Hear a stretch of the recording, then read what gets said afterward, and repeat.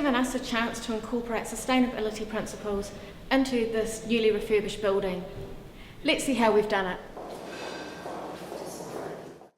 A key part of a sustainable building is the thermal envelope and improving the insulation.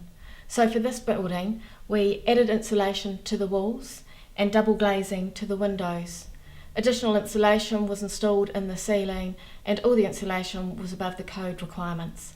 Thermal mass has been incorporated into the Totara Building, and what that does is take the swings out of the temperatures. So when it warms up, it absorbs the heat and then it releases it later when it cools down. The insulation keeps the heat in the winter, but we also need to consider overheating in summer. The design of the refurbished building has two components to help minimise the overheating. The first is the amount and placement of the glazing. So on the walls, the bottom third of the wall is solid rather than having full glazing. This minimises the direct sunlight that enters the building in the summer and therefore minimises the overheating. On the western side of the building, we have these solar shades to stop the low afternoon sun from overheating the building during the summer months. These solar fins rotate and follow the path of the sun, so they reflect the sun's rays while still allowing daylight into the building. The reason they can rotate is that they're connected to the building management system or BMS system. This is an automated system that controls the rotation of the blades. The building management system controls the internal environment conditions in the newly refurbished buildings. It does this through managing the schedules for the heating and for the boiler system, and also the temperatures and humidity, and particularly the humidity is important in our labs, in our constant climate labs. In terms of the CO2 conditions, there are extract fans in the meeting rooms to make sure that the CO2 levels don't increase too much, and of course in the bathroom and toilet facilities as well. And finally, it is also linked into the solar hot water system. This is the social hub of our newly refurbished buildings, the cafe. It links the Totara Building with our labs, and up above us we have the solar hot water panels. The solar hot water panels are a preheater to the hot water system. So what they do is, instead of starting at a cold water state, the hot water system actually starts at a preheated level, and it makes it easier to heat it up to the required 60 degrees. The hot water system is used to deliver hot water to our kitchen as part of the cafe, and also the showers and the toileting facilities which are close by. So in terms of the pipes from the solar hot water system to where the hot water is delivered, it's all reasonably contained.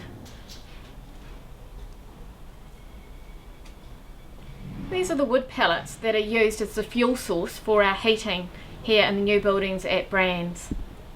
They're made from dry sawdust and offcuts of pine, and they're compressed together to form these pellets. These are all renewable resource, so from a sustainability perspective, that was very important to BRANZ, and also the CO2 emissions are incredibly low compared to most other options in terms of heating. The wood pellets are stored next door in a large vat or container, and they are pumped in, and then they come through these pipes and into the boiler system here, where they are combusted to heat water.